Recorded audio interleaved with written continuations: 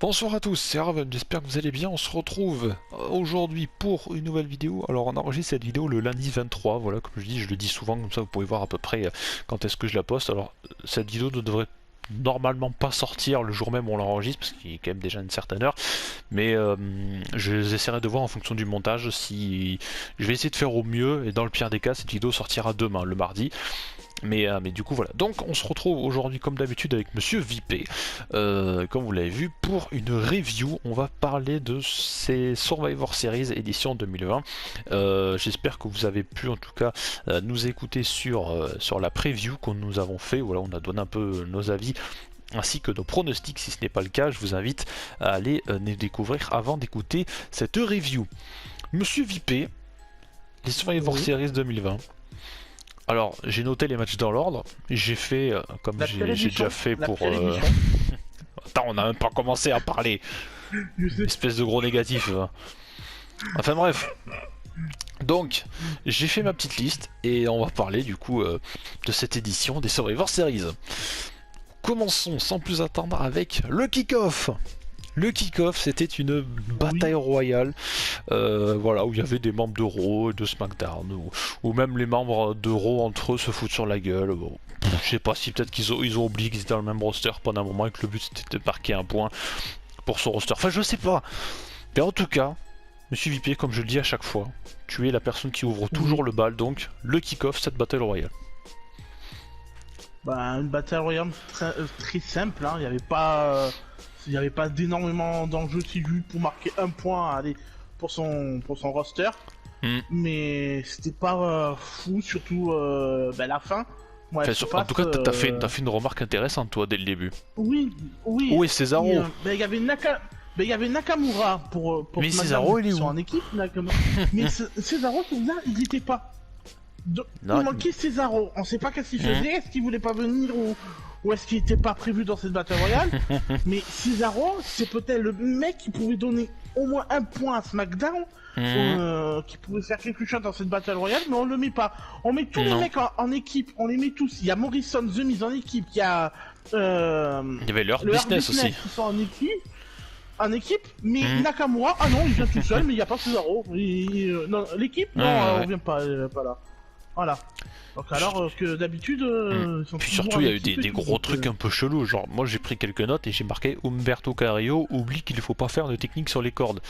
Oui, mec, oui, ça aussi. T'es en Battle Royale, tu vas commencer à faire des trucs à la Taker, genre tu te montes dans le coin, tu te mets sur la troisième corde et tout, tu commences à marcher, à esquiver des trucs. Mec, t'es en Battle Royale, t'es pas dans un match classique, j'étais là, mais oh là là, mais qui est con. Puis du coup il va se faire éliminer, il va se faire balancer, on le sait très bien. Bah oui, il va se faire c'était d'une débilité, mais oh là là. C'est bon, il tombe en bas, mais voilà. Qu'est-ce que j'ai noté d'autre? Ah oui, Chad Gable qui élimine Jeff Hardy. Ouh la vache, moi j'étais pas prêt. Chad Gable. Il est face ou il est heal? Je sais pas, ça change chaque semaine peut-être. Avec lui on sait pas, tous les jours c'est soit heal soit face. Bah du coup, avec ça j'ai continué, avec la question, est-ce que quelqu'un a vraiment quelque chose encore à foutre de Chad Gable? Parce qu'il y avait eu le petit truc il y a quelques temps en mode oui Shorty G l'abandonne, parce qu'il avait dit je crois qu'il avait abandonné sur un truc, et puis on disait oui Shorty G il est mort, retour de Chad Gable et tout, super, mais est-ce que ça va vraiment changer grand chose dans le ring, dans les storylines, dans ses futures rivalités, dans sa manière de parler au micro? Bah visiblement on sait pas, parce qu'il y avait un petit moment où il avait l'air d'être pote avec Otis, après il avait l'air d'être méchant. Mais en fait, de base c'est est-ce que si par exemple Chad Gable il serait pas à SmackDown ou ni à Raw, si quitterait la WWE, est-ce qu'on nous manquerait? Non. Voilà. Ah non, non, pas du tout, pas du tout. Ah, voilà. Oh, non, c'est clair, bah, en même temps il a rien marqué, pas spécialement grand chose. À la limite, American Alpha avec Jason Jordan, mais même lui il portait disparu. Même American Alpha ça a rien procuré. Oh, NXT ils ont fait des bons matchs quand même. Oui, à NXT, mais n'oublie pas au roster principal quand ils sont arrivés. Ah, ouais, c'est vrai que quand t'arrives dans le roster principal, tu te fais chier dessus. On les délaisse, voilà. Et qu'est-ce que j'ai marqué d'autre? Ah oui. Bah à la fin, surtout la fin. La remarque, pareil, deuxième remarque de Monsieur IP, très intelligente. Dominique qui croit qu'il a gagné, mais il n'y a pas eu le son de la cloche. Mais oui, quand tu donc gagnes, le mec il a gagné, il s'est pas dit, c'est bizarre, il n'y a pas eu le... Il n'y a pas eu le bruit. Ouais, c'est bizarre. Bah visiblement ça n'a pas l'air de l'avoir perturbé, parce que le Miz, bah il va balancer Humberto. Dominique. Et le Miz va gagner. Dominique. Est-ce que ça va lui servir 1-0 pour plus tard? Non. Non. Est-ce que si on aurait peut-être pas laissé les limites une victoire à Dominique, ça aurait peut-être pu le mettre en confiance pour une suite ou un truc comme ça, ou commencer une story là avec quelqu'un, je sais pas, n'importe quoi. Ça aurait pu être bien pour lui, un petit momentum, voilà, il gagne une bataille royale, il donne un point à son roster. Ouais, ça aurait été bien.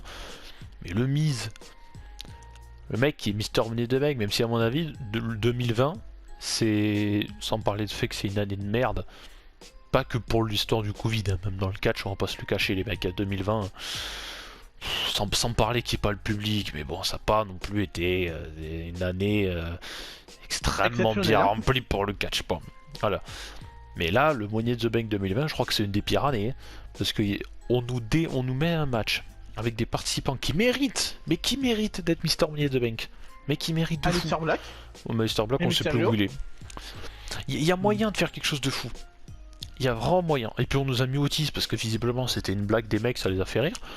Et puis au moment ils se sont dit ah merde, mais du coup on l'a mis Mister Money the Bank, mais qu'est-ce qu'on fait avec lui du coup? Parce que nous c'était pour déconner, on pensait pas que. Contre Roman Reigns, il va pas être crédible.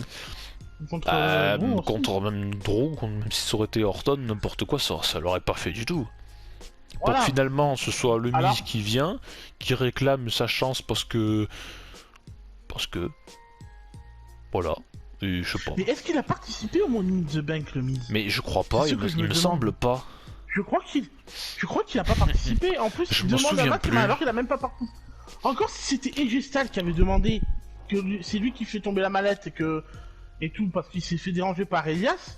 Non, le Miz, je crois pas qu'il y était. Mais le Miz, en plus, il a participé même pas au Money in the Bank. Donc pourquoi alors il me demande un match alors? Bah oui. Mais c'est ce que je dis, mais non, les gens ils sont cons, en fait ça sert à rien de vouloir être dans des matchs à risque, à risquer sa carrière, à risquer sa peau pour une mallette. Attendez que ça se termine, et attendez Raw ou SmackDown en fonction de là où est le gars qui a gagné. Vous lui faites une storyline comme quoi il mérite pas quelque chose, où il y a un souci avec lui, et puis voilà, c'est gagné. Et vous avez une chance pour la mallette. C'est con les gars le catch, mais c'est vrai. Ça se passe comme ça chez WWE. C'est comme si qu'on le disait pour je sais plus quoi, on en avait parlé. Je crois que c'était pour Payback ou SummerSlam. Mais ben, on avait dit que des fois quand on demandait une chance au titre, on avait même plus besoin de parler, on le regardait juste face à face. Ok, bref pour le titre. Ouais voilà, ou alors tu viens sur le ring, tu provoques le mec, même si dans la liste t'es dernier des challengers, et puis voilà, puis tu vas avoir une chance pour n'importe quel titre, hein. Vous pouvez faire ça avec les États-Unis, Intercontinental, si le champion répond, c'est bon, vous avez une opportunité. Enfin bref, on va passer au match suivant parce que ça commence bien.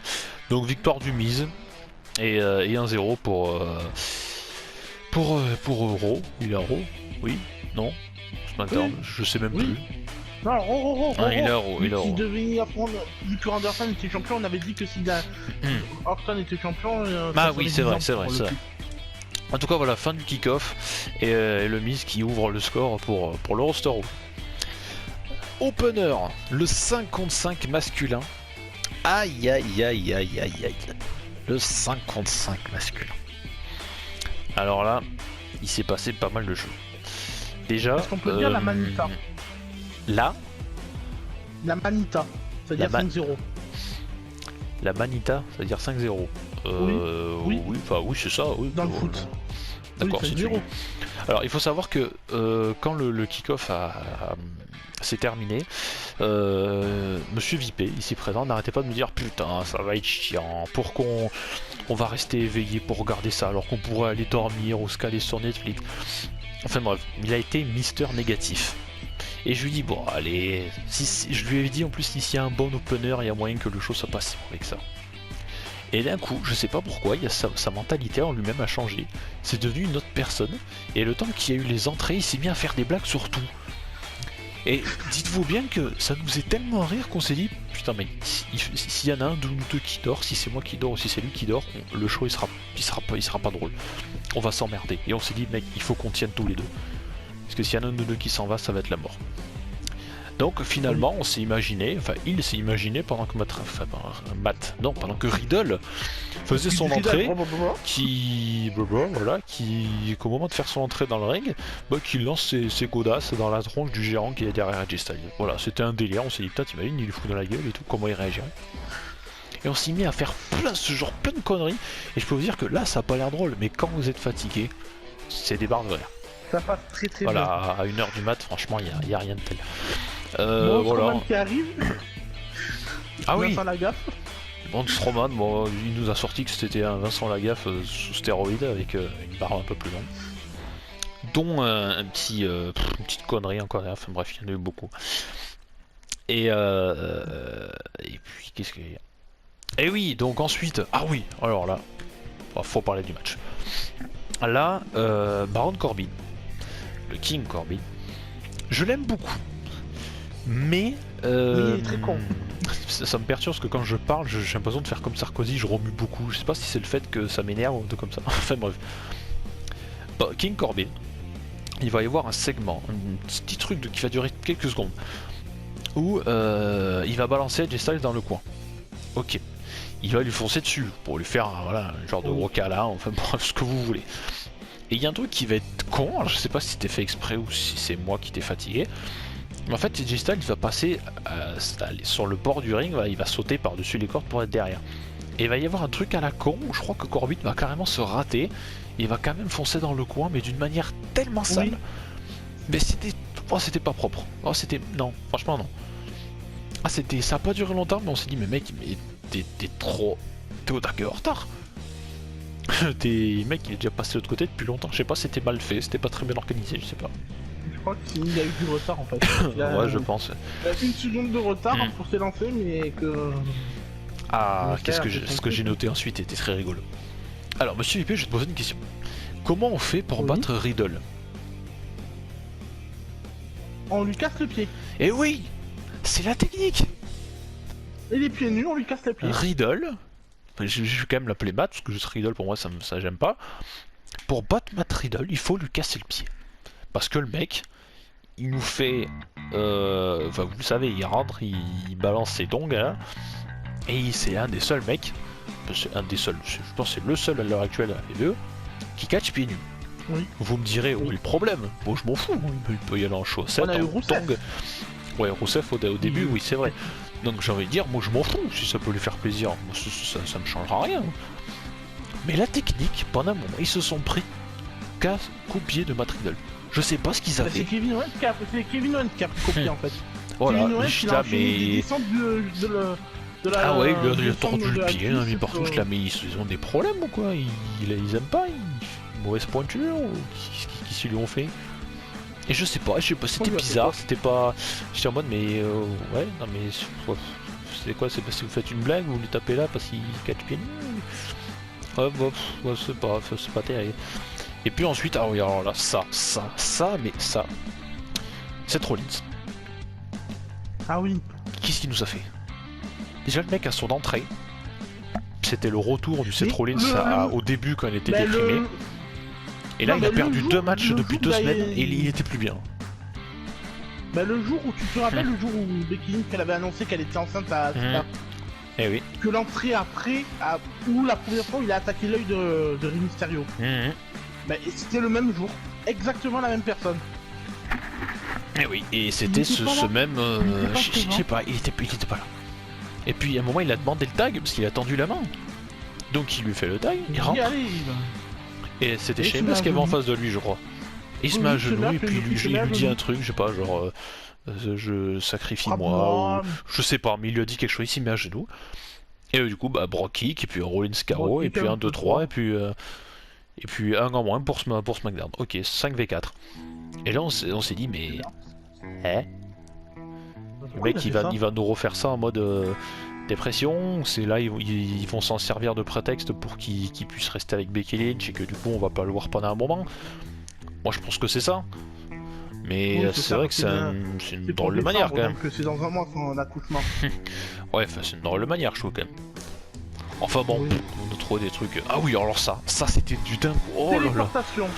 Non, avant quand même. Il y avait quoi avant? Je me rappelle plus. Alors on a le droit à Kevin Owens qui fait le ménage, stunner sur tout le monde. Ah oui. Mais Owens, tout le monde se relève, mais ils avaient... C'est ça, il met des stunners sur tout le monde, qui ne sentent pas grand chose, parce que la plupart vont revenir quelques secondes après. Et puis, on s'est dit putain il enchaîne tout le monde, il est au taquet chaud Kevin Owens. Ah bah non, il s'est fait éliminer. Et puis surtout qu'il fait un tombé et tous les membres de Raw sont intervenus pendant le tombé, alors que SmackDown personne n'est intervenu. Voilà, ah oui, ça c'est vrai aussi. c'est que quand vous faites un tombé, Raw intervient pendant le tombé, donc pour essayer de sauver un membre de son équipe. Mais SmackDown, non. Oh non, non, il fait un tombé, il se dégage pas, bon bah il est éliminé, tant pis, c'est pas... Bon, voilà quoi, c'était pas non plus... C'était pas si marquant que ça quoi. Ils en ont pas grand chose à foutre. Et puis voilà, cette histoire d'Owens qui a fait des enchaînements de stunner à tout le monde, incroyable, et puis finalement voilà, on se dit putain il est chaud, il va niquer tout le monde, en fait non. Je sais plus qui c'est qui va rentrer sur le ring, qui va l'éliminer directement, voilà. Voilà, c'est... Oh putain la vache, ah ouais, oh bah non, c'est terminé.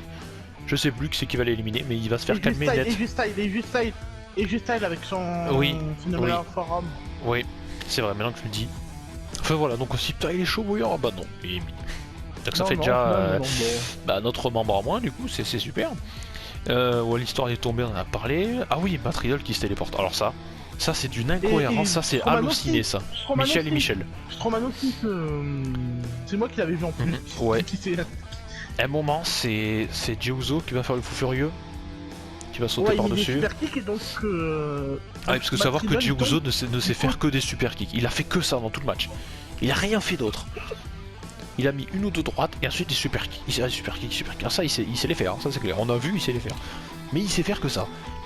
Il ne sait faire que ça. Matt Riddle était sur la droite. Il était sur la droite du ring. Oui. Jey-Uso met un super kick. Il tombe à droite du ring. Et à un moment, il va faire un topé suicidaire par-dessus la troisième corde, mais qui est complètement à l'opposé de là où Matt Riddle était. En face, c'est carrément derrière. Quoi. Voilà, en face, derrière. Il saute, qui on retrouve juste par terre. Ah ouais, Matt Riddle. Matt Riddle, et dès qu'il remonte et Strowman qui était par terre aussi, Jey-Uso remonte sur le ring, et dans le coin, qui avait-il? Strowman. Il y a des gens qui se téléportent. Alors je sais pas si c'est des faux raccords, on est sur la chaîne YouTube Allociné, mais je sais pas. Et puis finalement, voilà, comme je dis, Jey-Uso qui fait des super kicks, bah, c'est cool, voilà, il nous a fait des petits dégagements en mode ouais non je vais me battre pour mon équipe. Et puis non, finalement non, Raw va exploser SmackDown 5-0, clairement. Et puis là on s'est dit, ah ouais. La même équipe qui s'était fait battre par Rétribution. Par Rétribution. Une semaine avant. Voilà. Donc on leur fait perdre le match et puis finalement on leur dit que... Enfin non, il est meilleur que Raw du coup. Non, SmackDown, Rétribution. Vu que SmackDown... non, oui, meilleur que Raw. Et oui. La place oui. dit putain du coup ils ont battu Raw donc ils vont les remplacer contre SmackDown. Mais j'ai envie de dire s'ils auraient remplacé Raw SmackDown, ils auraient peut-être pas gagné. Donc on se dit ah ouais ça commence 5-0. C'est genre il n'y a pas une élimination en face, non rien du tout. Ils ont pris tarif. Ils ont pris plein tarif là. Et ils ont pris billet dans la gueule. On s'est dit ah ok bah ça commence bien. Ça commence très très bien. Enfin bref. Donc victoire de Raw et puis 5-0, puis on s'est dit ok bon bah ça va être bien. Ça va être rigolo. Allez, deuxième match. Le New Day contre les Street Profits. Alors de ce match je suis content parce que de base j'en attendais beaucoup. Et j'hésitais un peu, mais je voulais voir une victoire des Street Profits. J'en avais parlé dans la preview. Alors déjà il va falloir qu'on m'explique c'est quoi cette promo d'avant-match là des Street Profits là. Ils nous ont parlé 1h30 de l'Undertaker. Il n'y en a pas un seul qui nous l'a pas dit. Alors heureusement qu'ils nous l'ont dit parce que moi quand j'ai vu à la fin qu'ils nous ont fait un petit film sur lui, qu'ils ont invité du monde et qui bon on en reparlera plus tard. Mais j'étais là ah ouais je le savais pas et tout, mais tout le monde nous l'a dit. Et puis ils nous ont fait une promo mais d'un relou. Oh là là c'était même pas divertissant, j'ai trouvé ça chiant. J'ai trouvé ça hyper chiant. Et puis long le match je trouvais. Ouais, il y a... Enfin, il y a autre chose qui m'a perturbé. Alors peut-être qu'il y a que moi que vous allez me dire, oh le rôle, mais t'es chiant, t'es toujours là aux petits détails. Oui, mais pourquoi les Street Profits, quand ils font leur entrée, pourquoi ils ont des entrées stylées avec des tenues de Gears? Parce qu'on sait qu'ils vont apparaître dans le prochain jeu, enfin dans le prochain jeu, je crois qu'il est déjà sorti, je sais pas, mais ils vont être dans le jeu Gears sur Xbox. Donc ça c'est stylé, avec Biggie qui est parti, il était là mais il est parti. Et puis les Street Profits qui quand ils rentrent, les gobelets qui tombent, ils sont rouges. Pourquoi ils ont pas mis des gobelets bleus? C'est un détail peut-être, mais mettez des gobelets bleus. Ils représentent SmackDown, pas Raw. Alors je sais que ça, comme je dis, certains diront c'est un détail, il faut pas faire attention, mais moi je suis désolé. Je trouvais que c'était... Non, c'est pas bien, on met des gobelets bleus. Voilà. qu'est-ce que j'ai noté d'autre? Ah oui, Montesford qui fait les meilleurs frog splash. Ah ça, il fait des frog splash. Mon dieu, il prend un vol. Ça, on peut rien lui reprocher. Et puis j'ai fini par bon match, mais manque d'investissement. C'est-à-dire que je reconnais que c'était un bon match. Il y a eu des bons trucs, il y a eu pas mal d'enchaînements où c'est allé vite, où on s'est dit oh putain ils font un finisher à 2, là c'est terminé, oh non ils se dégagent. Il y a eu, le match était pas dégueu en vrai. C'était pas trop dégueu, mis à part que certains moments. Mais comme je le dis, c'était un bon match, mais je sais pas pourquoi je manquais d'investissement. Alors que pourtant je voulais le voir ce match parce que c'était quand même les deux plus grosses équipes de chaque roster et ça pouvait arriver à du très bon. Et là on nous a construit les Street Profits là au top du top là. Très fort. Là c'est pas le moment au prochain pay-per-view de les faire perdre. Là si on veut les faire perdre, faut vraiment une équipe très costaud. Là il faut attendre parce que là. Et qui comme équipe? Bah je sais pas, il y en a pas. Il y a que César et ouais. Mais là non, là ils sont construits très fort et là faut qu'ils restent encore champions pendant encore un petit moment parce que là sinon ce serait totalement con. Enfin voilà, donc j'ai marqué voilà, bon match et manque d'investissement. New Day Street Profit, un petit mot monsieur IP là-dessus. Ben un peu exactement la même chose. Hein. Moi j'ai trouvé ça un peu trop long même.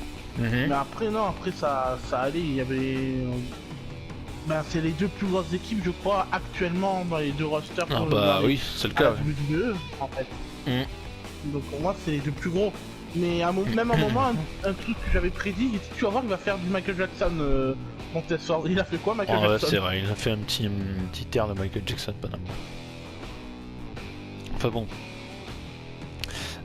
Voilà donc un petit peu long mais voilà comme je le souligne, je reste pas très négatif non plus sur le match. Le match était très bon. C'est juste nous, tu vois, qui était peut-être pas investi dedans alors qu'il n'en restait pas moins intéressant. Match suivant, du coup on va passer à la suite. Oui. Avec le troisième match de la soirée, le champion Sami Zayn, champion intercontinental contre Bobby Lashley. Alors ce match, nous, pour qu'on en dise du bien, il aurait fallu qu'il se termine en 2 minutes. Genre Zayn qui fait le mariole devant Lashley, et qui finalement il le chope et il le démonte. Et puis j'ai envie de dire, certains diront ouais mais c'est pas mieux pour Sami Zayn, c'est pas ce qu'il faut. Oui, je comprends ce que vous dites. Mais juste, dites-vous bien que même si Zayn aurait perdu comme ça, il perd pas le titre. Et puis de toute façon, en tous les cas, c'est un bouffon. Je dis pas ça, enfin, si je l'aime pas. mais sans parler de ça, c'est que Zayn te base, il a un personnage de débile. Son personnage, il est fait pour être teubé. Je suis désolé, pour moi, quand je vois Sami Zayn, je vois un teubé râleur qui fait chier le monde. Donc même s'il aurait perdu, peut-être pas en 8 secondes, mais genre en 1 minute, 2 minutes, ça aurait rien changé pour lui. Il est toujours champion. Et puis la semaine prochaine, à SmackDown, il serait venu se plaindre en disant oui que le match il comptait pas vraiment, ou parce qu'il aurait sorti une excuse et puis on aurait oublié. Là ça servait à rien, puis Lashley construit comme il est en ce moment, il pouvait pas perdre Bobby Lashley. Il a encore pris de la masse. Ouais c'est ce qu'on s'est dit, on a l'impression qu'il a encore pris de la masse. Bobby Lashley il est monstrueux. Donc évidemment il va venir entouré du Hard Business. Et puis on a MVP aussi qui a fait Joe le Ventilo. Voilà, il y a un moment, Lashley va prendre le poteau, je crois, à l'extérieur, Sami Zayn va le pousser dedans ou va esquiver, je sais plus, il va se le prendre en plein dans la poire. Et puis il y a un MVP qui va arriver au sol, il va avec ses mains, comme ça, il va faire Joe le Ventilo, il va essayer de lui faire un peu d'air. Je te là, mais mec, putain, qu'est-ce que tu fous? Qu'est-ce que tu vois? Et puis surtout, ce que j'ai noté, beaucoup trop long ce match. Qu'est-ce qu'on a besoin de faire une histoire de fou entre ces deux? Comme je le dis, c'est un guignol, Sami Zayn. Il a pas besoin on n'a pas besoin de lui consacrer autant de temps pour un match comme ça. On l'avait déjà vu ce match, c'est ça le problème. C'était pas intéressant, puis vous c'est l'histoire de Sami Zayn qui trouve les sœurs à Bobby Lashley. Oh là là, à la fin du match en disant que ouais, mais puis là tout l'a poussé et tout. Il va nous sortir des trucs. Sami Zayn, que vous l'aimez vous le trouvez divertissant, tant mieux. Voilà, on n'est pas là pour... Voilà, nous comme je le dis, le catch est toujours subjectif. Voilà, donc c'est pas de peine de nous insulter dans les commentaires, parce que si c'est pour nous écrire ça, n'écrivez même pas, j'ai envie de dire. Mais voilà, si vous aimez Sami Zayn, par exemple, dites-nous en commentaire qu'est-ce que vous aimez chez lui. Et on sera content de vous répondre. Voilà, mais je dis juste que c'est pas la peine, c'est pas parce qu'on parle négativement qu'il faut une raison pour nous insulter. Je sais que certains ont des mentalités de gamins de 10 ans, mais soyez plus matures s'il vous plaît. Voilà, ne suivez pas l'exemple de Twitter. Mais voilà, mais j'ai trouvé ça d'un ennui, mais mortel. J'ai déjà d'un ennui mortel. Il est sorti tout le temps. Ouais, mais ça c'est du Sami Zayn, ça me fait chier, mais on est habitué, voilà, tu vois. Mais ça fait le match beaucoup trop long, c'était vraiment Ah ouais, ennuyeux, mais en fait. c'était... L'investissement, Il y il est avait rien de parti bien, à, en fait, hein. il est Il y parti à avait la rien retraite, de mon gars. bien. Non. Là, je pense que c'est L'investissement, il l'enchaînement est de parti matchs en là steak. qui... Le prochain match, ça nous avait pas aidé. On s'est dit, ouais, il y a un match moyen, celui-là encore plus moyen, si putain, le prochain, il nous faut un truc bien. Ah bah oui. Asuka Sasha Banks.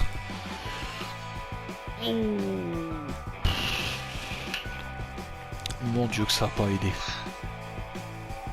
Et puis là, Il fallait me préparer à manger. En plus, quand elles ont match. fait leur... quand Sasha Banks a fait son entrée, et j'ai dit la même chose que j'ai noté sur mon papier. J'ai marqué « Merci la rivalité Carmella, grâce à toi je m'en tape totalement de Sasha Banks ». J'aime pas Sasha Banks, c'est une chose, voilà, commencez pas à dire que j'aime personne, j'aime beaucoup de personnes à la WWE, voilà. J'aime Owens, j'aime G-Styles, j'aime King Corbin, j'aime bien... qui c'est que j'aime bien? J'aime beaucoup Becky Lynch, j'aime bien Charlotte, j'aime pas Bayley, mais j'aime du monde, voilà, donc commencez pas à dire que j'aime personne. Mais Sasha Banks, je l'aime pas. Face, je l'ai jamais aimé. Il y a des personnes comme ça marche pas. Sami Zayn en fait partie. Sauf à NXT, ça compte pas. Mais voilà, Asuka, Sasha Banks, on s'est dit, ok, il y a eu un match moyen. Il y en a un deuxième qui était encore pire. Et maintenant, on nous met ça. Et moi, quand je le disais, que je vois Carmella, qui depuis 3 semaines victimise Sasha Banks, je me suis dit, comment tu veux que je sois investi derrière une meuf qui se fait victimiser par Carmella? Donc je suis en train de redire la même chose que dans la preview, ouais, si vous nous avez écouté. Mais en même temps, c'est vrai. Qu'est-ce que tu veux qu'on s'investisse derrière elle quand on nous annonce qu'elle va affronter Asuka? Asuka, oui, la meuf qui a été championne pendant je sais pas combien de temps à NXT.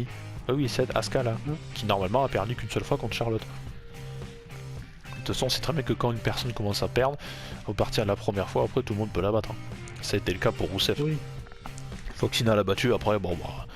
Après, on pouvait dire, ah t'as battu Rousseff, bon bah j'ai battu R-Truth, tu vois, donc bon bah... Ça change rien, tu vois. Donc ça, c'est... ça s'oublie vite. Mais là, voilà, pour moi ce match, je voyais Carmella. Je voyais Carmella arriver, toujours. Je m'imaginais en train d'arriver, ou à la fin. Qu'est-ce que j'ai... Donc voilà, pour moi, cette rivalité, elle a tout niqué. C'est pour ça, comme je le disais, pourquoi vous ne mettez pas cette rivalité à la fin? Vous faites gagner Sasha Banks, si vous voulez, à la limite. Et puis à la fin, vous mettez Carmella qui arrive, qui lui met un super kick, ou ce que vous voulez, vu que visiblement, le super kick, vous aimez les remettre. Voilà, super kick parti, je vous en mettez à tout le monde. C'est référence sur le Bucks en plus. Au prochain SmackDown. Voilà, où vous commencez la rivalité à la limite après. Là, à cause de ça, bah Jack Sasha Banks, j'avais pas envie de l'avoir. Bah là, quand j'ai vu ça, j'étais ok, mais j'ai encore moins envie. Et puis surtout, il y a un problème avec Sasha Banks.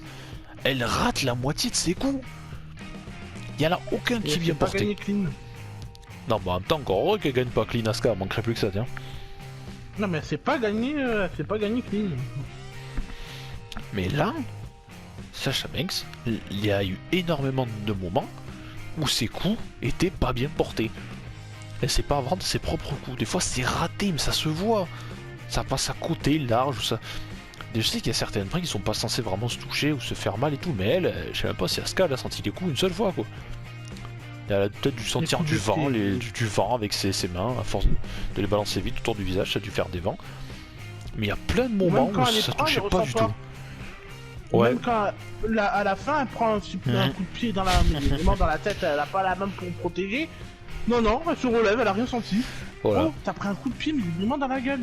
Et puis, comme on dit, c'est pas vendre ses propres goûts, juste victoire. Oh là là là là. Ah, elle est pas belle. Pour que finalement ça se termine en mode Asuka dégoûté et Sasha Banks qui casse avec sa ceinture. Voilà, je t'ai battu, je mets un point pour mon roster, ouais, je me casse. T'as juste voulu gagner par paquet, tu te fais ouais, par Carmella. C'est ce que j'allais dire. Déjà, arrête de te faire victime par Carmella et ensuite tu pourras te la péter en disant que voilà, que tu peut-être affronter Asuka un jour, mais voilà, un vrai match normal.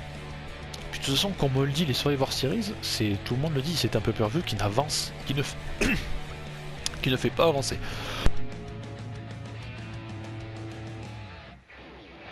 Pardon, je viens de tousser. J'ai plus de voix. Attends, VP, continue 2 minutes, tant que je retrouve ma voix. Oui, le match, je rejoins un peu ton avis. Le match était vraiment pathétique. vraiment. Pour Sasha Banks qui sait pas du tout catcher, qu'elle reste dans sa musique, dans son rap et qu'elle arrête d'être dans le catch, hein, ça nous fera des vacances. Ça va pas nous manquer, je pense. Mais Asuka méritait tellement mieux de gagner parce qu'elle méritait mieux. Elle est largement au-dessus de. Actuellement, c'est peut-être la meilleure championne féminine qu'on ait actuellement. On va pas parler des autres. Carmella, ouais, non, c'est clair. Championne. Si Carmella elle est championne, vous inquiétez pas. Non, mais là, ça fera une incohérence. Quand je parle de Asuka Sasha Banks, j'ai la voix qui part en couille déjà. Pour dire à quel point c'était mauvais. Là, de toute façon, les weekly et tout, je les regarde juste en highlight ou story. Donc voilà. Et qu'est-ce qui s'est passé? Je les regarde plus du tout et quand on me dit Carmella se fait victime, ça sert à rien d'avoir une championne alors qu'elle se fait victime. Hein. Ouais, c'est clair. Si on avait mis juste une rivalité normale, c'était exactement la même chose. Hein. Là, c'est juste qu'on décribilise encore une championne. On l'a fait mettre dans un match Hell in a Cell contre Bayley. On a fait faire un bon match en plus contre Bayley à Hell in a Cell. Mais qu'une semaine après, on la décrédibilise totalement en étant naïve, qu'elle sait pas porter ses coups et qu'elle est championne de SmackDown. Alors qu'il y a d'autres possibilités, d'autres superstars féminines qui méritent d'être championne et qui pourraient faire un boulot un peu mieux correct que Sasha Banks. Ouais, c'est un peu plus correct, c'est clair. Enfin bon, voilà. Tant que je retrouve ma voix, on va se dépêcher. On est déjà à presque une demi-heure, enfin carrément une demi-heure de vidéo. Donc voilà, donc victoire de Sasha Banks, et puis bon bah on s'est dit ok, là tu fais 3 matchs dégueulasses. On a intérêt à faire quelque chose de mieux après. Et ça va pas aller mieux. Malheureusement, mis à part certains trucs. Le 5 contre 5 à élimination féminin. Et là il s'est passé des choses aussi. Là va falloir qu'on parle un peu de ce match là. Parce que là, bon vous le savez, il y avait Lana dans l'équipe de Raw. Sauf que Lana, elle est rentrée dans le ring pendant 10-15 secondes. Elle a mis elle s'est fait victime 2 secondes. Elle a mis un coup de pied, on s'est dit mon dieu, Lana a mis un coup de pied, attention. Et puis finalement, elle va se faire prendre le tag par une de ses potes. Enfin de ses potes. Des autres superstars féminines de son équipe. Et on va lui dire vas-y, mets-toi sur le bord de l'escalier et puis c'est tout, tu restes là. Et reste au coin, donc elle était debout sur l'escalier. Et c'est ça. Et puis elle avait la moitié de son rouge à lèvres qui est en train de couler là, telle une fille qui travaille avec voilà. Et voilà, et elle est restée là au coin, à moitié en train de bouder, en train de pleurer. Puis on est censé avoir pitié d'elle. C'est ça la technique VVE, c'est vous voulez faire en sorte que ce soit une grosse babyface et que pour ça on doit avoir pitié d'elle. Mais là pour moi c'est face to heel, on s'en fout, là elle fait pitié et on en a rien à faire. Déjà elle s'est pas catchée, déjà. Oh non oui c'est clair, donc, c'est clair, pas catché. Voilà donc il y a plein qui disaient à l'époque où elle était manager, imaginez Lana elle dans le ring et quand elle a fait ses débuts on était là ouais c'est fou Lana. Elle a fait 1 ou 2 matchs à NXT non télévisés je crois. Mais là non Lana, arrête Lana. Arrête tes conneries. Reste sur Instagram, fais tes photos et puis voilà. Voilà, mais mets ton maillot là, mets tes photos tu fais une story Insta et puis c'est tout. Voilà. Putain mais Lana, mais on s'en fout, c'est pas une technique, mais même si la VVE veut faire en sorte que la construire en tant que babyface, c'est pas comme ça qu'on s'y prend. Lana, tout le monde en a rien à péter. Non. C'est clair, tout le monde s'en fout. Qu'est-ce qu'on a eu d'autre de mieux? Ah si, on a eu Peyton Royce, en grande forme Peyton Royce. Moi j'ai très grande forme, mais moi j'ai un petit coup de cœur, c'est Bianca Belair. C'est mon coup du match. Ah oui, Bianca Belair était en forme aussi. Il y a eu des bons moments. Elle était en forme, elle a fait un match mais magnifique. C'est l'école Polo hein, qui était la dernière membre de l'équipe. Oui, enfin, globalement, elle nous a fait un peu une Jey Uso, c'est-à-dire que c'était la dernière de son groupe, elle s'est dégagée à des trucs où on se disait putain là c'est terminé. Donc que Jey Uso, bon manque de bol, il est allé voir Reigns après, il a dit ok j'ai pas de place pour les perdants, vas-y rejoins ton frère, casse-toi. Bon voilà. Mais oui c'est vrai que ça a été un peu petit copier-coller des mecs en disant voilà je suis le dernier. Sauf que bon, il y a eu des éliminations à Raw, puisqu'à la fin, Raw a gagné 1-0 avec Lana. Lana, Ah oui, et Lana, qui a servi à rien. Qui était puni. Parce qu'à la fin, il restait Nia Jax. Nia Jax c'est tout, je crois. Nia Et Jax en et fait, Bianca il Belair. y avait un petit combat entre dehors. Bianca Belair met Nia Jax par-dessus la barricade. Et Mmh. donc, ils étaient déjà à 9. Et l'arbitre compte 10. Mmh. Et en Ah fait, ouais. Bianca Belair était toujours dehors et Nia Jax aussi. Voilà, et vu qu'il restait que Et on Lana, entend fin du match. Et vu que Lana avait bien écouté comme un petit chien, vu qu'elle était juste au bord du ring, et ben elle a voilà, donné un point et là, sur c'est excité. Elle s'est dit, ouais, je suis la Et là, elle s'est survivante, j'ai excitée. gagné, c'est Et- grâce à moi. La chose qui m'a fait le plus marrer, c'est devant Nia Jax. T'as vu là? C'est moi qui suis championne. Viens, maintenant, viens sur le ring. Mais calme-toi, Lana. Puis Nia Jax, elle a fait Dis une pas tête, qu'elle hein, te- on s'est dit en mode, attends, on a gagné là, grâce bon. à elle, oh mon Dis- dieu. Et quand j'ai vu la tête de Nia Jax, j'ai dit, allez, c'est bon, 10ème fois la table. Ah ben non. Eh ben non. Ben Ils l'ont non, pas fait, le Pas running de gag. table. Et non, Mais ils l'ont non. pas fait. La table est restée forte pour une fois. Puis comme Elle je- est restée forte. Comme je le disais, le problème des Survivor Series, c'est que c'est un pay-per-view qui ne compte pas techniquement. C'est pas canonisé, on pourrait dire, si vous regardez, si vous voulez un peu les mangas. C'est-à-dire que tout ce qui se passe là, on le reverra plus, vu que techniquement chacun est dans son roster après. Donc, voilà, ce pay-per-view ne sert à rien, ne fait pas avancer les storylines et les histoires entre les superstars. Mais là, la tronche qu'a fait Nia Jax, à mon avis, c'est... oh, Lana va bouffer encore. Oui. Beaucoup même. Ah si, on a eu le droit à 2 trucs que je vais bien parler avant de passer au match suivant. C'est que Natalia, on l'aime bien Natalia, elle est mignonne, elle est jolie, enfin bref, Ah oui, mais elle est un peu, qui porte un sharpshooter un sharpshooter à sur Shayna Shayna Baszler, Baszler, qui rentré. n'est pas la pas. personne, voilà, qui n'est pas la personne sélectionnée. Elle n'a pas techniquement eu de tag pour dire que c'est elle qui, je sais pas comment dire. C'est pas la personne. impliqué dans le match. Ouais, voilà. Qui Enfin, est- putain, j'essaie de trouver le mot. C'est pas la personne légale, on va dire. Voilà.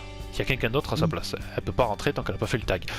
C'est pas la personne légale. Et puis à un moment, elle va intervenir pour faire lâcher le tombé à Nia Jax, je crois. Je sais plus. Non, Lindsay Evans, je crois. Mais si, C'est bref, Lindsay Evans. je sais plus. Et dans tous les cas, quelqu'un va essayer de venir pour intervenir dans le tombé. Sauf que Shayna Baszler, voilà, va intervenir. Et Natalia, elle va faire un sharpshooter à Shayna Baszler, qui n'est pas la personne légale de l'équipe. Mais on s'est dit, mais ça va te servir à quoi de faire ça? Une soumission, à la limite tu lui fais une prise pour la mettre KO, comme ça elle sort à l'extérieur, et puis c'est vite fait. Mais une soumission, tu fais pas une soumission à quelqu'un qui est pas légal, parce que la personne qui est légale par contre dans l'équipe en face, elle va en profiter. Et quand c'est passé, on disait là, mais qu'est-ce qu'elle est débile! Mon dieu, mais pourquoi elle a fait ça? Pourquoi on a fait ça? Et puis dernière chose, bon, Bianca Belair qui va se faire éclater après avec une soumission de Shayna Baszler, qui va Oui. bien la vendre au début, et qui finalement, quelques temps après, quand je crois que c'est Nia Jax qui va la soulever pour essayer de lui faire traverser la table, Ouais, elle va, pour aller se, dehors. elle va se relever instantanément. Voilà, elle est capote, on la voit, on dirait qu'elle s'est évanouie presque. Elle va la porter sur ses épaules, elle va faire 2-3 pas, elle bouge plus, et puis au bout du 4ème pas, elle est vivante, elle a repris ses esprits. Je la non mais je suis désolé meuf, tu le vends correctement ou tu le vends pas.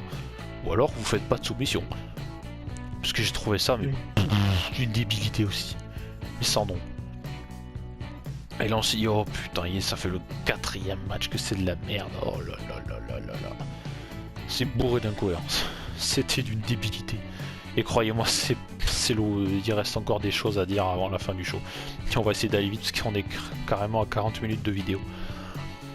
Main event, Monsieur VP, sauf si tu as quelque chose à rajouter sur le match suivant.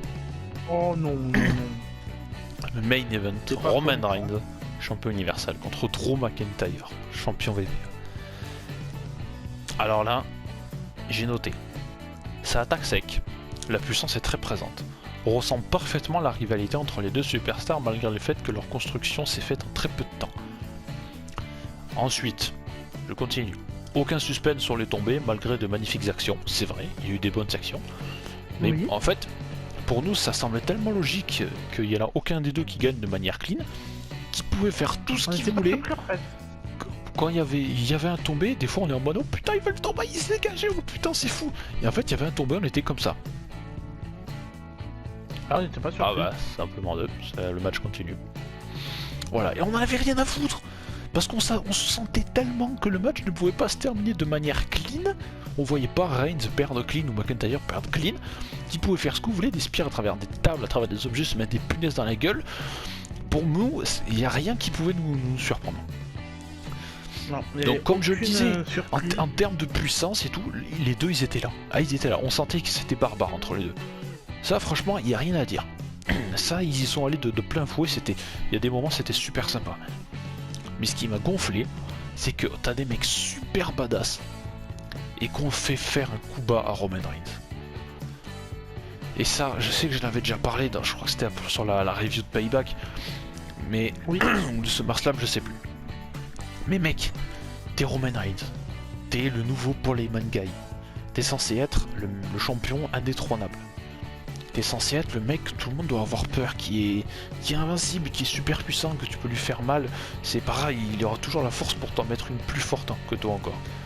Et le mec, on lui fait faire un coup bas. Et je suis désolé, mais même Lesnar n'en faisait pas autant que lui. Lesnar, quand il gagnait le match, il te démontait.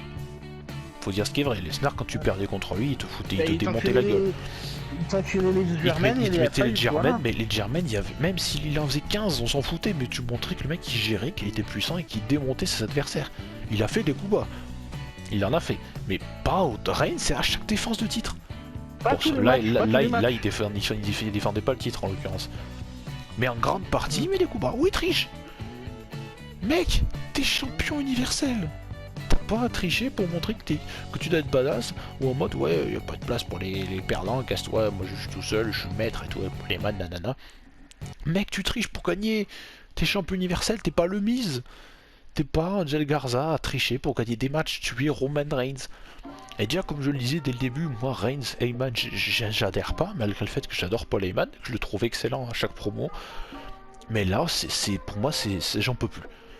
Et puis Jey Uso qui va intervenir à la fin, qui va servir à rien. Jey Uso, il va prendre tarif en McIntyre, il va le calmer directement. Ça va servir à rien de voir ça, Roman Reigns. T'es pas censé avoir besoin de quelqu'un pour gagner.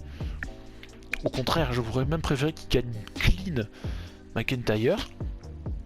Comme ça on se dit, ah ouais, McIntyre il a perdu, il s'est fait démonter, mais Reigns il est indétrônable. Qui c'est qui peut aller chercher, on se serait dit ça. Mais là non, là il a perdu. McIntyre a perdu, on était super deck pour lui, et de la manière dont ça se termine, mais mon dieu, j'ai marqué les résultats scandaleux. Puis comme je l'avais dit aussi, Roman Reigns est censé être un personnage fort, avec des coups bas malheureusement trop réguliers. Les coups bas, c'est fait pour les tocards, les mecs de seconde zone, les mid-carders, des traîtres qui sont là pour gagner, mais de manière pas légale. Le Miz, il pourra en faire. Angel Garza, tout ça, eux, ils peuvent gruger. Mais pas Roman Reigns, mec, c'est comme si Taker, tu le construisais au taquet puissant à l'époque et tu le faisais gagner avec de la tricherie. Non, soit t'es un tricheur et tu le restes, t'es champion mais tu gagnes en trichant, comme aurait pu faire Bayley ou avec de la gruge, tu t'aides d'un objet, de quelqu'un ou n'importe quoi, soit tu gagnes de manière badass, tu gagnes de manière propre. Et à la limite, j'aurais même préféré qu'ils nous mettent un double décompte extérieur, une disqualification, n'importe quoi, mais quelque chose qui décrédibilise pas les gens. Là, c'est ridicule ce qui s'est passé. Et pour moi, c'est comme diraient certains, c'est honteux. C'est totalement honteux. Mais surtout, on met Drew McIntyre champion pour perdre déjà comme ça. Alors que si on avait mis Randy Orton, c'était peut-être la même chose ou mieux. Alors pourquoi mettre Orton Reigns, t'aurais le droit à deux affrontements entre deux heels. Là, t'as le gros babyface contre le gros heel. Mais mais pourquoi pas mettre deux heels? Ben, regarde, les Street Profits et le New Day, c'est deux équipes face dans chaque roster. Ils se sont bien affrontés et il n'y a rien eu. Oui, non mais c'est sûr, bien sûr. Un heel contre un heel. Mais en soi, l'affiche c'est pas un problème, parce que comme tout le monde le dit, Roman Reigns et Drew McIntyre, c'est sûr, ça fait vendre. T'as deux monstres qui vont s'affronter, malgré le fait qu'ils se sont déjà affrontés, comme tu l'avais souligné à semaine 35, et que le match était pas bien. Bon, on s'en fout. Oui, là, bien buildé, c'est intéressant, mais c'est le résultat qui est pas bon. Oui, mais pourquoi faire perdre Drew McIntyre à NSL et pertinemment et qui savent que McIntyre va être champion à Survivor Series 3 semaines après. Parce qu'ils Pourquoi se le sont faire rendus faire- compte que le fait est que Reigns était champion, et que si comme je le dis, si McIntyre se serait pas pointé à SmackDown, peut-être que s'il faut, ça aurait pas changé. Mais vu qu'il s'est pointé, qu'il y a une promotion qui a été bien construite, je sais pas si ça a été fait aléatoirement ou si ça a été construit, mais en tout cas, les gens se sont dit, ah ouais, 2 mecs badass, c'est stylé. Du coup, bah Orton, bon bah, on s'en fout que ton règne il est pas là, de toute façon, tu resteras quand même 14 fois champion. Et du coup, ça s'est passé comme ça. Oui. Et je sais que c'est pas drôle, mais c'est comme ça. Et comme je dis, l'affiche, c'est pas un problème. L'affiche, elle est magnifique sur le papier. L'affiche, elle envoie du steak. Et le match était loin d'être dégueulasse. Il y a eu des moments bien badass, où tu sentais la puissance des mecs. Mais c'est juste que c'est le résultat qui est pas bon. Donc voilà. Moi, ça m'a gonflé, en tout cas. Et là, ça faisait le 5e ou le 6e match d'affilée que c'était de la daube. Et en fait, toute la carte, hein. Toute la carte, c'était de la daube. C'était une déception. Et je crois que j'ai vraiment noté très peu de choses bien. Et pour terminer le show, on va quand même terminer pour de bon, parce qu'on est bientôt à 1h. Si ça se trouve, enfin on est à 45 minutes et quelques, je crois. Et pour terminer, on s'est dit, ok, on termine sur l'Undertaker. L'Undertaker. Donc, on se dit, ok, c'est le moment. Les vieux nous balancent. Comment on appelle ça? Par contre, pour les clips, ils sont très forts. Ah, les clips, ils sont bons. Ça, il n'y a pas à dire. Là, ils sont. Les clips de promo sont vraiment super. Même si vous les avez vus 50 millions de fois, faut avouer qu'ils sont bons. Même le clip entre McIntyre et Reigns ou un truc comme ça, tout est très bien fait. Voilà, mais voilà, le clip sur la carte du Taker était super, avec du Metallica derrière. Bon, moi j'adore, en plus je suis client. Mais là, il n'y a pas de souci. Par contre, il y a un souci. Autre, on fait venir Triple H, Shawn Michaels, Ric Flair, Savio Vega, Kane, Jeff Hardy, le Big Show. Pas un mot. Pas un mot. Booker T, pas JBL. Rien. Il rentre, il se serre la main en disant ouais mec, ça fait longtemps que je t'avais pas vu, qui te devient t'as la porte Taker, ben moi aussi. Et c'est tout. Et après c'est terminé. Il n'y a plus personne. Il n'y a plus personne. Ils sont partis, ils sont... Aucun mot. Ils ont même pas dit un mot en disant ouais l'Undertaker c'était un grand adversaire, rien. Aucun mot. Du tout. Et après téléportation, plus personne. Voilà, donc tu... Et puis après t'enchaînes sur... Voilà, plus Kane qui dit bonjour à personne. Il dit bonjour à personne, qui a obtenu, et il avait vu un tweet un peu drôle, en disant Kane attend toujours son match à Survivor Series. Il est toujours assis dans le public avec sa tenue, attendre un adversaire pour le match. Voilà, mais... Donc, il y a ça, il y a Vince McMahon qui va arriver en disant oui, bon, c'est 30 ans de carrière Undertaker, quelqu'un qui a toujours été présent dans le business et tout, il va beaucoup nous manquer, c'est une longue legacy qu'il y a eu derrière, enfin bref, il va faire un beau discours. Il y a Taker qui va rentrer avec une musique au début faite par des trucs électriques qui sont très bizarres, on dirait, comme je le disais à VP, une version, la musique du Taker version NES ou Super NES, on se croirait dans un jeu rétro, donc je trouvais ça un peu ridicule. Il y a Taker qui va arriver, qui va faire une entrée d'une heure 72, comme d'habitude. Il va dire que voilà, ça fait 30 ans qu'il est dans le métier, qu'il est temps maintenant que la faucheuse repose en paix. La lumière. La lumière. Le bleu, toute la promo c'était en bleu, ils pouvaient pas laisser les éclairages allumés, normal, et pas tout dans le bleu, ok c'est style pour l'Undertaker, mais toute la lumière bleue c'était on voyait rien, on voulait voir qui... le film est tout en rouge. Non non, ils vont arrêter maintenant le film tout en rouge. Hein. Oui, mais encore heureux mon gars. Oui, parce que tout en rouge c'est... Puis il y a un truc qui était bien, je baille pour vous montrer à quel point je suis intéressé. C'est Paul Bearer. Ça c'était bien. Ça c'était bien foutu. Hologramme. Ça il n'y aurait pas à dire. Le petit un hologramme pour ce qu'on entend. Rappeler. Ça c'était bien, c'était sympa. Mais les autres, on les a toujours pas vus. On s'est dit peut-être qu'il y a ça, qui fait son truc, qu'il y a sa musique qui va résonner, puis à la limite que quand il sera peut-être au moment de sortir du ring ou qu'il sera sur la rampe d'entrée, peut-être qu'ils vont tous le rejoindre, tu vois, lui serrer la main, lui dire félicitations, un truc comme ça. Mais non, rien du tout. Il va faire un discours qui sera plus court que son entrée, sans déconner, c'est vrai, je vous jure. Vous comptabilisez les deux, son texte il est plus court. Et il va repartir. Et voilà, clap de fin, merci Taker pour ses 30 ans et à la prochaine et rendez-vous à WrestleMania 37. Pardon? Mais non, c'est terminé. Non, c'est terminé. Non mais il faut pas finir sur ça. On peut pas Il finir va être Hall of là-dessus. Famer, c'est tout. Puis Peut-être Undertaker des il affaires finit au là-dessus, cinéma, peut-être que le personnage de l'Undertaker a fait finir, peut-être qu'il va revenir en American Badass. Je sais pas.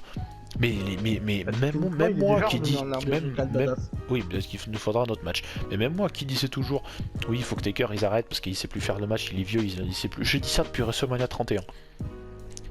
Et d'ailleurs, le match contre Bray Wyatt était plus que catastrophique. Enfin bref.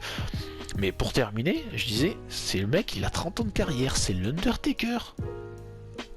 Vous allez faire pareil pour Dwayne Johnson? Vous allez faire venir Stone Cold, Hulk Hogan, Ric Flair, Vince McMahon, Après, il part. ses adversaires?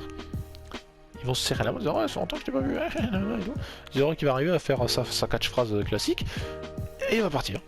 Sa musique, pareil, en mode rétro Super NES, et puis on termine. Putain, l'Undertaker, quoi. C'est bâclé, mais c'était d'un bâclé. Puis même nous, on est resté sur notre fin en mode, mais c'est fini, ils ont en série. C'est ça, la petite fête pour les 30 ans de l'Undertaker? Et 30 ans de carrière? Ah bah... Heureusement qu'il en a pas fait plus, hein, parce que je me demande qu'est-ce qu'il y aurait eu, ou qu'est-ce qu'il aurait fait s'il en aurait fait moins. Merci. Voilà. Bon écoute, ça fait 15 ans que t'es dans le métier, 15-20 ans, c'est beaucoup. Voilà. Merci à toi. Allez, on choue. Au revoir. Merci à tous, Allez, bonne soirée. c'est bon.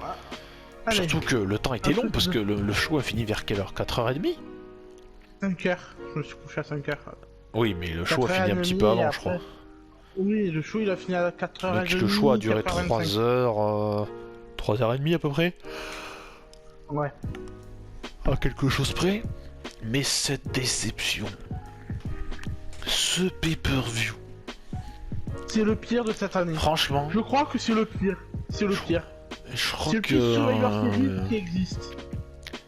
Puis il y avait rien pour te donner envie. Il y avait aucun match en train de remater la carte. Il y avait rien qui donne envie.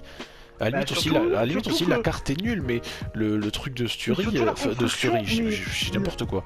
Le truc de Staker va être sympa. Au moins, si le choix est nul, on se souviendra de ce pay-per-view pour quelque chose de bien. Oui, mais pas du tout. La construction du... Non, mais la construction du pay-per-view était à chier. Excusez-moi, mais il était à chier. Il n'y avait aucune parce que hype. si tu remarques bien...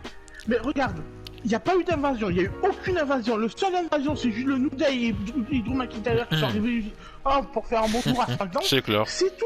Il n'y a pas eu de construction. Le show était, je vais pas dire comme ça, mais c'était de la merde.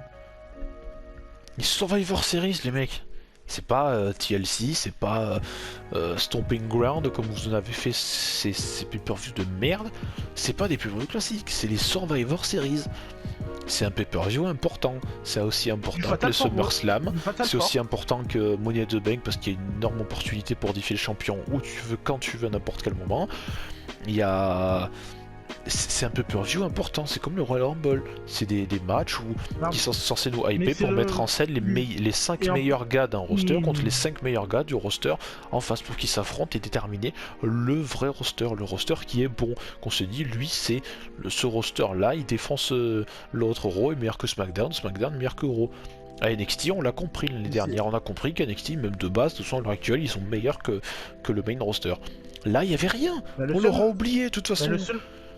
Mais NXT, ils étaient pas là. Si NXT était là, peut-être ça aurait donné autre chose, ça aurait été un peu mieux. La seule personne de NXT, c'était Shawn Michaels et Triple H qui sont arrivés. C'est tout, c'est les deux seules personnes de NXT. Parce que là, comme je vous le dis, on enregistre cette vidéo le lundi 23. C'est-à-dire que ce soir, il y a Raw. Donc nous, on le verra du coup demain matin si vous regardez un highlight ou mercredi soir sur AB1. Mais on aura tout oublié de toute façon. Plus personne va dire, ah ouais, on a gagné 5-0. Peut-être qu'ils vont le dire comme ça, mais tout le monde va le zapper après le Survivor Series. C'est un pay-per-view qui compte pas, mais qui est important quand même pour nous. Et moi qui généralement adore ce pay-per-view, qui reste quand même mon 3ème pay-per-view préféré de l'année, bah là, parce qu'en 2ème il y a la Rumble, en 1er il y a WrestleMania. Mais là c'est... Pourtant, j'ai plus rien à péter. Pourtant ils disent que... Pourtant les Survivor Series, ils disent que c'est un des Fatal Four avec WrestleMania, SummerSlam et Royal Rumble, c'est les 4 shows les plus... Bah oui, les plus gros de l'année normalement. Eh ben, franchement... Et quand Tony Taker, ouais, il a débuté au Survivor Series, ça doit se terminer au Survivor Series aussi. Ah bah oui, il a fait un grand début au Survivor Series, ça a marqué beaucoup de personnes la première fois qu'ils l'ont vu, certains ont peut-être eu peur de lui. Mais en tout cas, pour finir sa carrière au Series, dans les 2020, on se souviendra pas beaucoup. Pour ça, déception mais totale. Franchement, ce pay-per-view, on va terminer là-dessus, parce qu'on va arriver bientôt à 1 heure de vidéo. Déception totale. Mais d'une déception, vous imaginez même pas. Pourtant, comme je le disais, Un sur 20. comme je le disais, des fois on est négatif sur des previews et on se rend compte dans la review que finalement c'était pas si mauvais. On l'a vu avec Alien Cell et on l'a vu avec Clash of Champions. Il y a certains trucs qui étaient pas si mauvais que ça. Mais là, c'est oh là là d'une déception. En tout cas voilà, bon on va pas continuer le débat parce qu'on pourra encore vous en parler pendant 1h30, on n'est pas en live, c'est une vidéo. Déjà merci si vous êtes resté jusqu'à la fin, ou si avec le nouveau système que vous avez vu en description, vous avez cliqué sur le match qui vous intéresse le plus. En tout cas voilà, donc quant à nous on se retrouve dans un mois pour une nouvelle preview. La preview de TLC ce sera le 20 décembre. Donc on se retrouvera dans la semaine du 20 décembre du coup pour parler de ce pay-per-view qui, voilà, pour l'instant il n'y a pas eu de match annoncé, c'est normal, hein, on n'en est pas encore là, c'est trop rapide. Mais on se retrouve en tout cas pour une nouvelle hashtag PRCatchRaven avec Monsieur VP comme d'habitude qui sera présent j'espère pour parler de TLC. Oui. Et il y aura aussi également une review. On le regardera, bah, j'espère, en même temps et puis chez l'un ou chez l'autre. Voilà, espérant qu'il n'y ait plus de confinement d'ici là. Voilà, donc merci à tous de nous avoir écoutés. N'oubliez pas, comme d'habitude, de nous suivre sur les réseaux sociaux @ViperOmega12 sur Twitter, @RazenARX, @RavenARX sur Instagram. Voilà, vous avez tous les liens en description de toute façon. Et n'hésitez pas à nous dire ce que vous avez pensé du pay-per-view, comme je le rappelle toujours évidemment. Dans le respect des uns et des autres, on n'est pas là pour s'insulter, ça sert à rien, sinon n'écrivez pas. Voilà, on n'est pas sur Twitter, on est sur YouTube, donc ayez des commentaires intéressants. Voilà, merci Monsieur VP pour ta participation, et puis rendez-vous bientôt sur la chaîne pour d'autres vidéos, des talk shows ou d'autres vidéos de catch. Et un podcast qui arrive très bientôt, voilà, petit teaser. Merci à tous, à bientôt, salut. Salut.